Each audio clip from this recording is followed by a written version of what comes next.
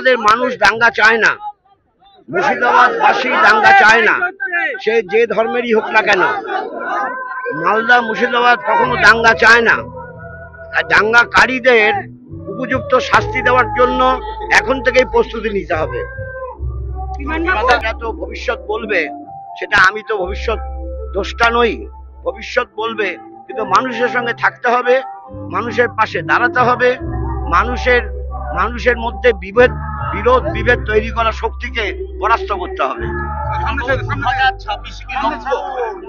26টা দেরি আছে, আমরা 25-এ দাঁড়িয়ে আছি। মানুষের ঐক্যটাকে গড়ে তুলতে হবে।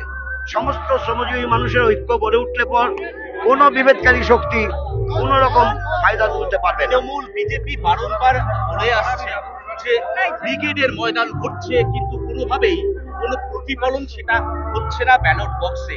কি মনে হচ্ছে কোথাও গিয়ে শ্রমিক শ্রেণী বা কৃষক শ্রেণী তারা সরে গেছিল, তারা আবার ফিরে আসছে? আমি তো একই কথা বলছি যে মানুষের সঙ্গে থাকতে হবে, মানুষের স্থানীয় দাবির ভিত্তিতে লড়াই করতে হবে, মানুষের ঐক্য সংহতি সম্প্রীতির মেলবন্ধনকে দৃঢ় করতে হবে এবং দাঙ্গাবাজদের হটাতে হবে।